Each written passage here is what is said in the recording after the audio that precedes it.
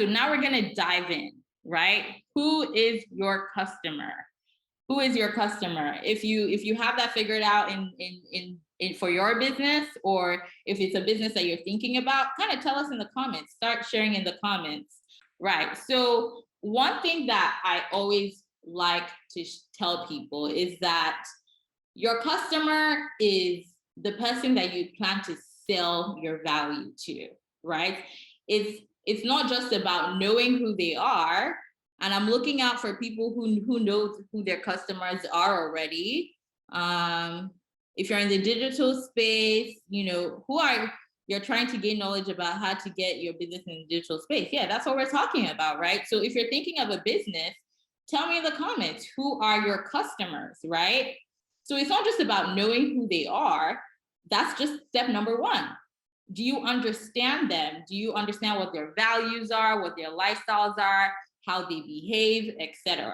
So in thinking about your customers, there are two very valuable frameworks that you can use. There's a B2C framework and there's a B2B framework, right? So if you're B2C, you're thinking about providing products or services to individuals. Someone said they're in photography, right? You could be providing that to customers, or you could be providing that to other businesses. And even if you're doing both, it's important for you to figure it out for yourself. Define it. Is the core of my commercial transaction model B2B or B2C? And if it's a combination of both, who are the people that I'm trying to reach? What kind of businesses, or who are the people in different companies I'm trying to reach? Right. So to determine your customer segments, right? To try to take a step back, right? I said it's not just who they are, it's knowing what they're about. You have to know different things about them, right? B2B, B2C, you might have heard some of these things before. You have to know, okay, how old are they? Where do they live? What is their income level? We're talking about your digital business. Where do they go online, right? What are the things that they're doing online? What kind of videos on YouTube do they like watching? Who do they follow on the internet? Those kind of things help you to get a sense of your user persona. What is the kind of person that I'm talking to or I'm trying to sell my value to? If you're a B2B business, you're looking at, okay, what markets are they operating in? What's their industry? What kind of annual revenue do they have to put aside for my services? It's very important that you research that and you know that. Next slide, please.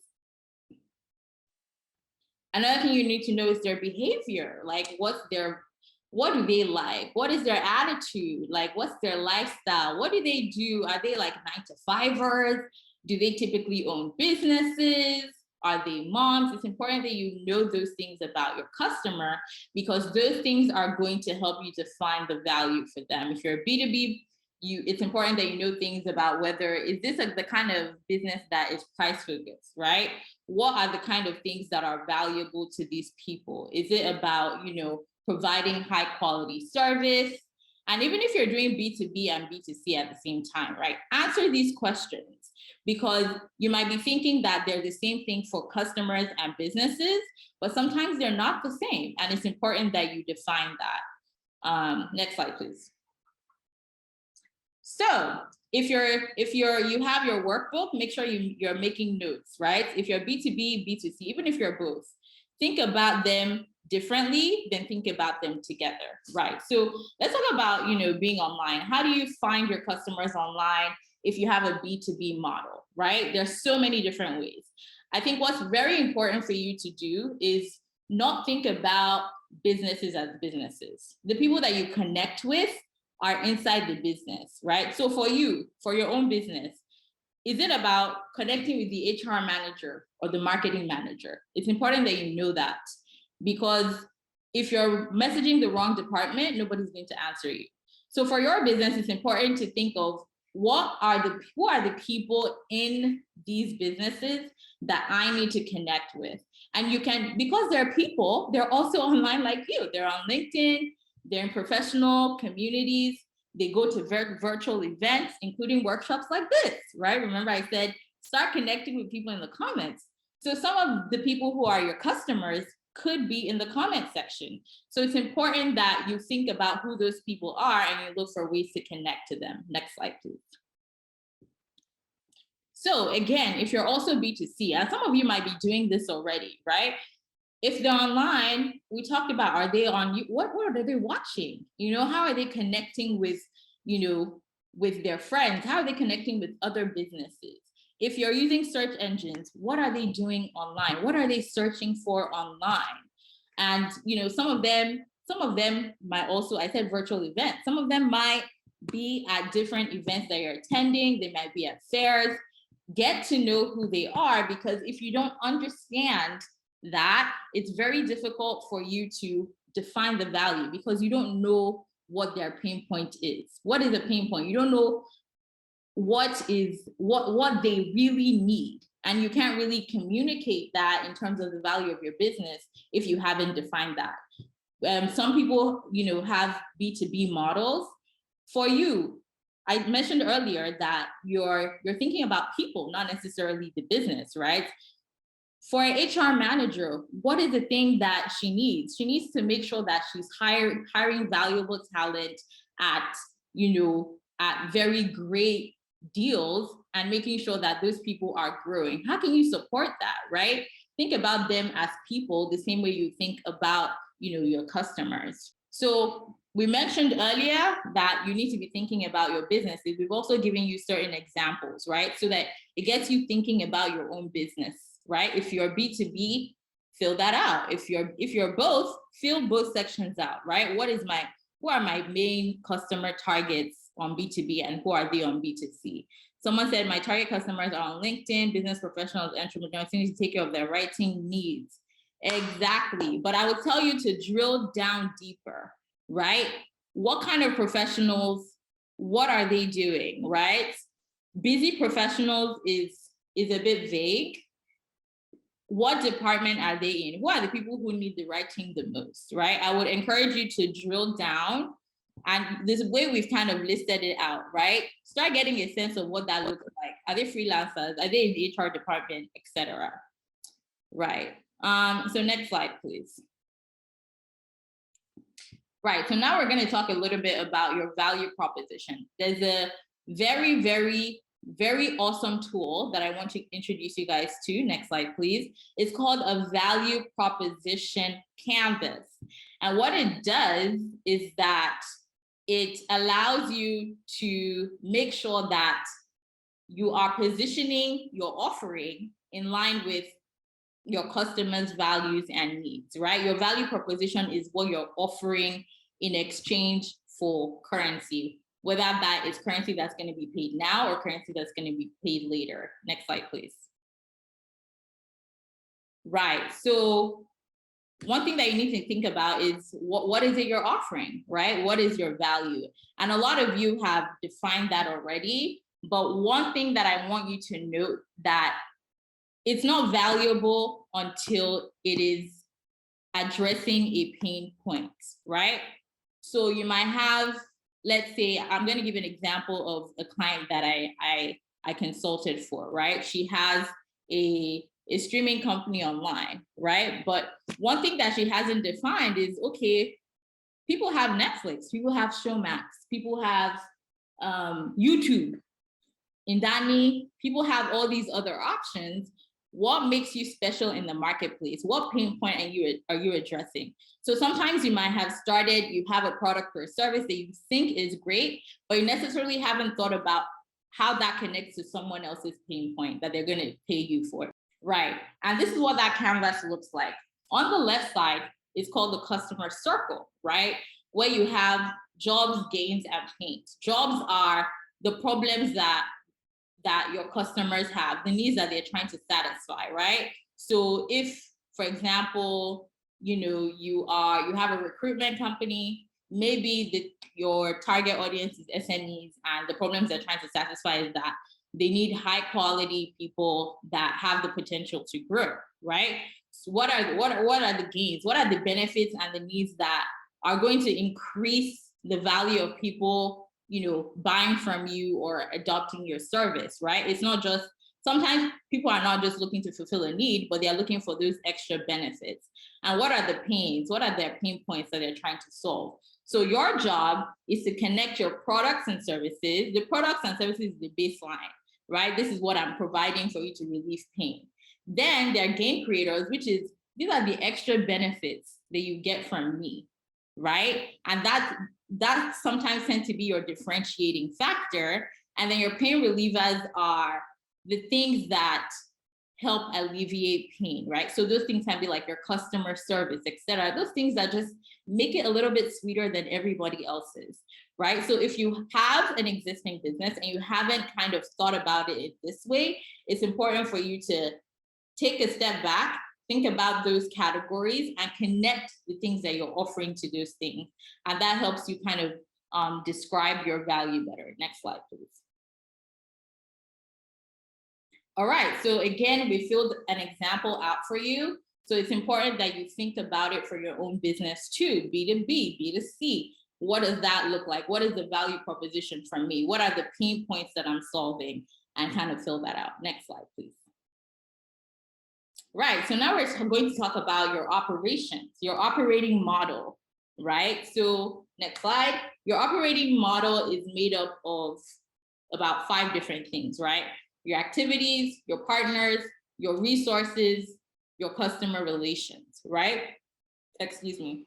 So we've talked a little bit about, who your customers are, what you offer them, but how do you actually deliver the value, right? How do you deliver on the promise that you've made and deliver on it consistently? That's what your operating model is going to answer. It defines how you're going to create and deliver that value on a consistent basis.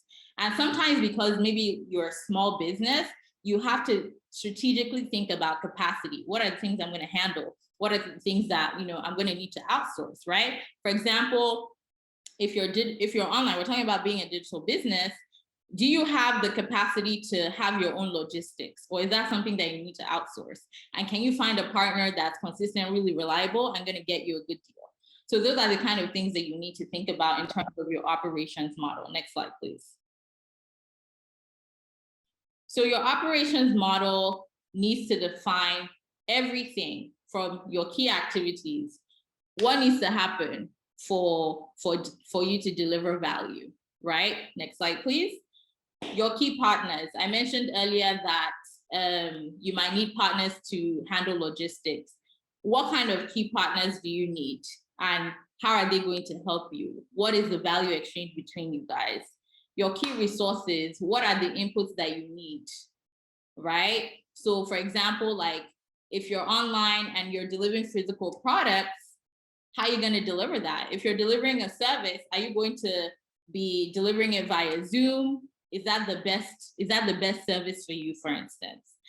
You talk about your distribution channels. How are you going to, spread it out so that it scales? And some of your customer relationships, right? So how are you going to maintain your customer relationship? What is your customer service process? Next slide, please. Just, you can skip all of this. We've kind of discussed it. Right, so let's talk a little bit about your customer relationships, right? Because your customers are the core of how you're going to kind of keep running for a long time. One thing that a lot of people don't think about is the kind of relationship that they want to, and how they want to structure that relationship with their audience or their customers, right? Do you want a long-term relationship? A long-term relationship means that you're having constant, regular interactions, right? Nothing is automated. People have to, ask you for something, you respond, you confirm. Nothing is automated. They're constantly talking to you. Do you want to have a personal assistant with your clients, right? So for somebody who, this might be applicable to maybe like B2B or people who have like more high-end B2C clients, is your experience one-on-one, right? You want to make sure that they feel like they're having a personalized, customized experience. Is it self-service? That also influences your operations. Do you need to make sure that things are running automatically so that you don't have to touch anything? You need to make sure that you have the systems in place to be able to run like that. And is it a co-creation relationship where your customers are doing something, you're also doing something? So again, we've given you some of these examples, so make sure that you're taking a step back to think about what that looks like for your business. Next slide, please. So now we're going to talk a little bit about your revenue model. Next slide. Your revenue model is how you plan to make the money. I know it seems simple. Oh, okay, they'll just come. No, it's not that simple, right? When you're online, first of all, you need to make sure that you have the infrastructure to be able to collect payments, right? So Visa has some great SME tools. On your worksheet, there should be a link to go to some of those tools. Make sure you check those out because they're very valuable. It can be very difficult to process payments, especially if you're trying to reach a global market. So make sure that you have those infrastructures in place to be able to process payments, to be able to make sure that you're delivering value, etc. Right? So next slide.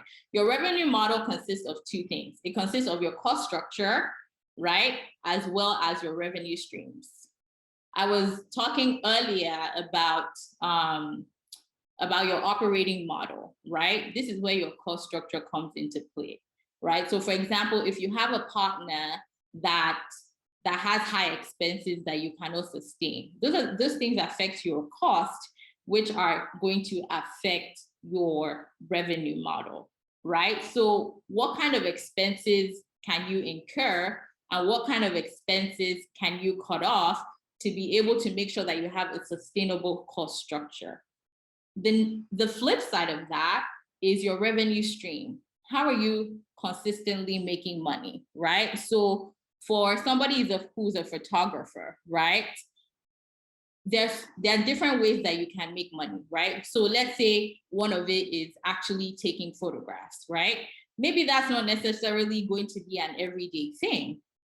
Perhaps you could start teaching people photography, right? If you're a digital business, a section of your revenue stream for your digital business could be teaching people photography, having some sort of online course that's automatic. That's another level of revenue stream. You could also be consulting on different projects. That's another level of revenue stream. So the same way you think about income as an individual, where you guys have heard that you have different income streams, think about that for your business as well. Are there other ways that from our core value, we can make revenue? And I know I talked to you guys earlier about thinking about B2B, B2C. Sometimes when you have that defined, you're able to think about different revenue streams that can come in from different types of people. Next slide, please. So this is a fun concept that I love. Revenue is symmetry, and it's going to make sense in a second. Next slide, please. So a very, very valuable framework for you to think about your revenue stream is who is paying for the service, right? And there are two different models. There's a symmetric revenue model and an asymmetric revenue model. The symmetric revenue model, the final user, the person who's using it, is the one that's going to pay for the service. So for example, if somebody is buying clothes from you, they're going to wear it, they're going to pay for it, right? So things like this are pretty common in, let's say, a B2C model. Next slide, please. The next type of revenue model is an asymmetric model, where the final user, the person that's getting the benefits, is not the person paying for it, but there's value for the person who's actually paying for it. Let's think about YouTube, for instance, right? So let's say you're a YouTuber, you have a YouTube channel, and a business has paid you to talk about their product on your video. The person who's watching the video is the person getting the benefit, but they're not the one paying you. It's the business. And what is the value for that business? That business is trying to reach your customer. So sometimes you have a different model where the person who's necessarily the user is not the person paying for your service. So it's important for you to also think about that. Because I talked earlier about revenue streams. Sometimes you can have both, right? Sometimes you can have both types of revenue models. So it's important for you to take a step back and think about what that means for your business. We have a brief example here. Next slide. Right. We talked about this earlier. Who pays? How much? What are they paying for? What have they paid for? Next slide. Right. So we talked about the asymmetric and symmetric revenue models. So we've given you two beautiful examples here, right? So let's say your offering is an ebook. Who is the person paying? The person that's going to read it is going to pay for the ebook, right? They'll probably pay money, and they're paying for the information that you're offering, and it's probably one-off. And you can define how much that is, right? That might be something that you want to experiment with in the market. Or let's say you had a service where the person paying is a business, right? But they're paying you to do classes for other people because they have some sort of goal where they want to reach a certain number of people, right? So that could be maybe they're paying you one off, or maybe they're paying you to do that every month or something, right? That's another model. And you could have a business where you have defined that, and those kind of become your different revenue streams. So it's important for you to think about that. Again, this is an example. I think you all have these examples in your revenues in your workbook. So make sure that you take a step back and think about what that looks like for your business. Next slide, please. Right. So think about that. Are you getting your money? We talked earlier about payments, right? And a lot of other entrepreneurs have reported that like just digital payments have been a positive impact on their business. So if you're looking to pivot online, it's very important that you make sure that you have those structures in place that make your life easier. Next slide, please. Now we've talked about your business, how you're structuring your business. We talked about some of the tools that you can use, and these tools are also in your workbook, so please make sure you check them out.